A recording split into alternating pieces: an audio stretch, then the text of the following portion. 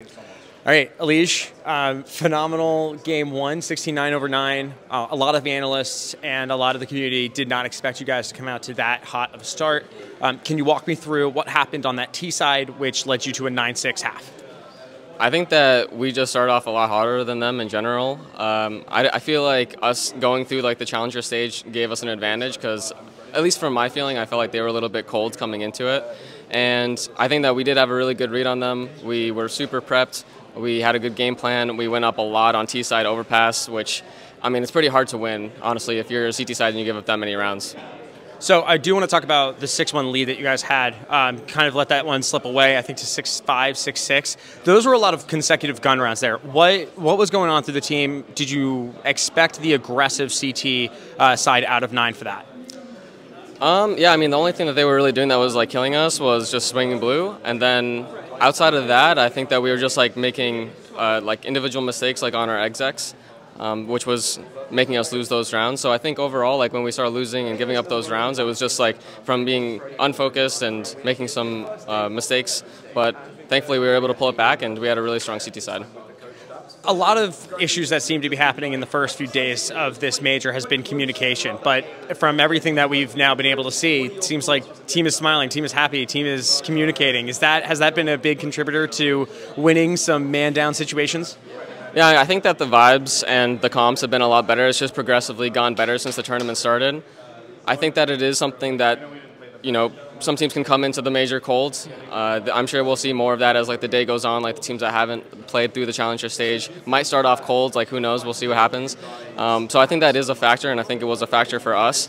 And you can just see it now. I think that we look more comfortable. Our comms are a lot better. We're going into the games like not being down a bunch. We're winning pistol rounds, so things are playing a lot better. NAV had another monstrous game, especially after that disastrous day one that he had. He's been one of the best performers. How vital is he to the success of the team? Of course, he's super important. For Keith, like he plays like all the spots that he just has to be really stable. Like he's always been like that stable guy on the team ever since like we picked him up, and especially in 2019, like just someone that you can rely on to, you know, do his job and do it well, and that's what he's been doing. For your own performance, you are also an integral part of this team. How do you rate how you've performed both inside of the server in terms of communicating, in terms of helping out everyone, and also shooting, obviously?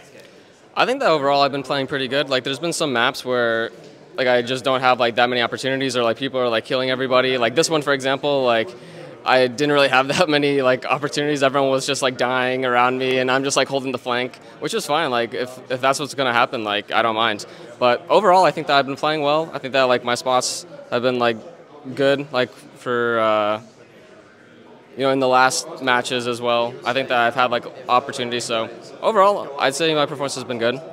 NAVI won in their game. It looks like that's going to be the matchup. What are your thoughts about playing the Titans of CIS? I think that it's a good matchup for us. We played them a couple times in our boot camp, and we played well against them. And that we pretty much already know what maps it's going to be against them, or what it's going to be down to. It's down to 2 maps for us. So there's not like a lot of like guesswork in the prep, which is really helpful because sometimes there's like games where you know you don't really know if it's going to be like down to like these 3 maps because they'll have like an up in the air veto, or they might change something before they come to the tournament. But I think that for NAVI, I think that we know what it's going to be already, and we're just going to have a really focused mind coming into it. And for the other matches that we've had really good reads the entire time, like ever since like the second day. I think that we've been really confident with what everyone has been doing, and as long as we keep that up, our comms are good, I feel confident to win. And finally, you guys have had some very early starts so far this event. Do you find yourself having to adjust your pregame rituals, having to adjust your entire schedule and prepare a little bit better when you do have an 11:30 a.m. start?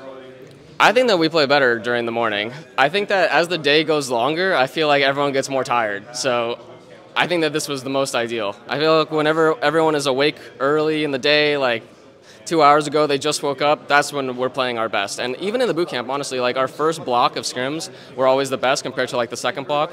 So I prefer like the early morning games, and I think that we play our best then. All right, I appreciate it. Thank you so much, and best of luck in the next round. Thank you.